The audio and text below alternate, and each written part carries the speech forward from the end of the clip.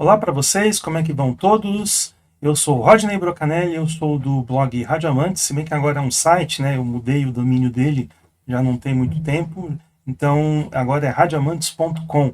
E aqui do canal Feras do Rádio. E sobre o canal, então, quero deixar aquela dica legal para vocês. Curta, compartilhe, ative o sininho para você ter acesso, então, a este canal que ele traz muitas coisas de rádio, arquivos históricos, informações, enfim, gols, lances importantes, rádios que entram no ar, rádios que saem do ar, registros históricos de radialistas aí que todos admiram. Então, isso aí eu queria já deixar essa dica aí para vocês logo no começo do vídeo. Eu venho aqui, mais uma vez, falar agora sobre uma demissão e uma estreia, né? Então, tudo aí a ver com o noticiário do rádio.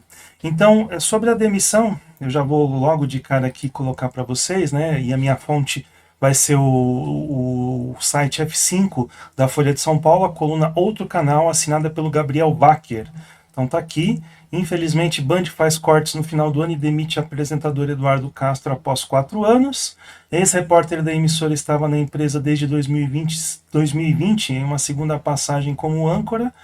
E aqui essa informação que eu destaquei para vocês, segundo apurou a coluna, a justificativa foi uma reestruturação em que a Band está fazendo nos próximos dias em sua área de jornalismo.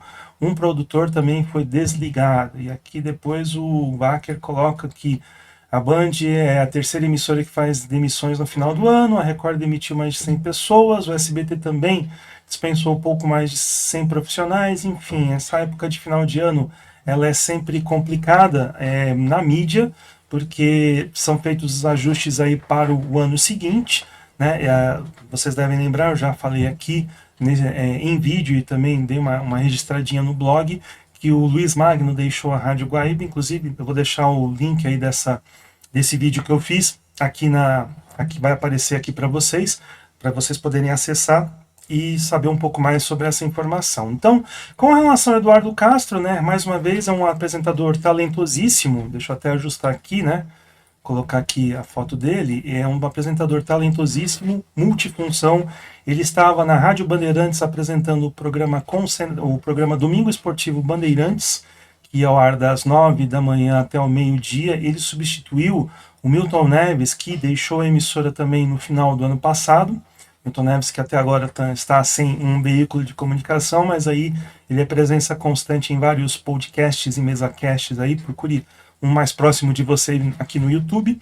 Então o Eduardo Castro assumiu a apresentação desse programa, e uma coisa que me chama a atenção, né, eu não sei, a gente não tem as informações de bastidores, né, a nota que ela fala em um processo de reestruturação do jornalismo, né, mas eu acho estranho, né, quando um grupo de comunicação abre mão de uma pessoa que ela pode fazer até mais de uma função, ou seja, ele é apresentador, ele tinha um programa, comandava um programa na Rádio Bandeirantes, era apresentador do jornalismo, ele também tinha um programa, um jornal na Band News TV, que é ao ar todo dia a partir das 10 da noite, e esse jornal era reproduzido pela Rádio Bandeirantes, né?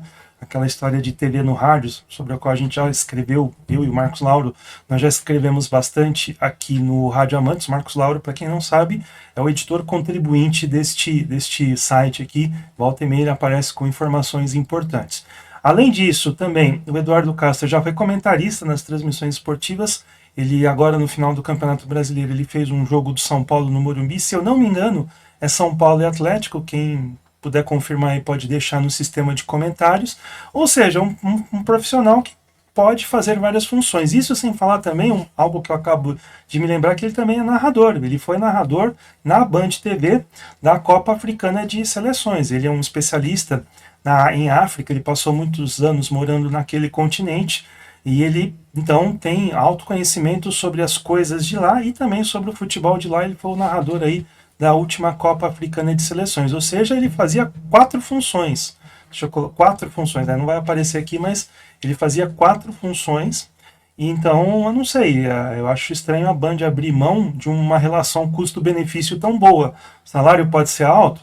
Tudo bem, aí é uma questão dele com a Bandeirantes, mas Eu acho que na hora de fazer esse cálculo aí da relação custo-benefício, né, eu acho que era muito mais vantajosa aí para o Grupo Bandeirantes. Mas, de qualquer forma, é isso, fica esse registro aí, esse registro triste, mas é como eu sempre digo, não há de ser nada não, o Eduardo Castro é um profissional talentosíssimo, que também tem uma alta experiência, ele foi correspondente do Grupo Bandeirantes nos Estados Unidos, baseado em Washington, e ele teve uma participação importante na cobertura do 11 de setembro, né? Então ele estava ao vivo na programação da Rádio Bandeirantes quando o Pentágono foi atacado. Todo mundo fala da questão televisiva do 11 de setembro, mas o rádio teve uma participação muito grande nessa cobertura, especialmente aqui no Brasil. Vamos destacar essa cobertura da Bandeirantes, a cobertura da Rádio Gaúcha de Porto Alegre, enfim, são coberturas aí que entraram para a história. A outra notícia que eu queria compartilhar com vocês está publicada no radioamantes.com e é essa aqui, né? Cristiano Silva passa a comandar o arquivo Guaíba. Tá? Então tem aí todos os detalhes. Agradeço mais uma vez a ajuda do Edu César, a ajuda do sempre atento Edu César, que sabe muito mais do que eu das coisas do rádio do Rio Grande do Sul. Me deu essa dica, corri atrás e, de repente, é isso mesmo. Desde o último sábado, o Cristiano Silva, que é repórter e apresentador e debatedor também da Rádio Guaíba de Porto Alegre, está apresentando o Arquivo Guaíba. Ele substitui o Luiz Magno, que deixou a emissora na última semana. Inclusive, vocês viram um vídeo meu a esse respeito, até depois vou deixar mais uma vez aí para vocês o link dele. Então, eu informei, né, que o Luiz Magno acabou deixando a Rádio Guaíba na semana passada. Era ele que apresentava o Arquivo Guaíba, sempre com muito talento e muita maestria. E agora, então, houve essa substituição. O Cristiano Silva, que já é da casa, vai comandar o programa, com a produção, então, do Marcelo Salzano. Para essa estreia, o tema foi a conquista do Internacional de Porto Alegre, a primeira conquista, o primeiro triunfo de Campeonato Brasileiro em 1975, naquela vitória sobre o Cruzeiro de Belo Horizonte pelo placar de 1-0, gol de Figueroa no Beira-Rio. Então o programa contou aí com um trecho bem generoso, um compacto generoso aí da época, narrado pelo Armindo Antônio Ranzolin, e praticamente na primeira hora do programa foi feita uma retrospectiva de algumas coisas que aconteceram naquele ano, incluindo a morte do jornalista Vladimir Herzog no DOI-CODE. Inclusive eles colocaram um áudio que eu não conhecia, depois até vou ver se eu consigo reproduzir para vocês aqui no canal, ele falando, um trecho breve dele falando sobre dublagem, ele se colocando a favor, então, da dublagem de filmes estrangeiros. Então, a produção, repetindo, é do Marcelo Salzano e a apresentação do Arquivo Guaíba.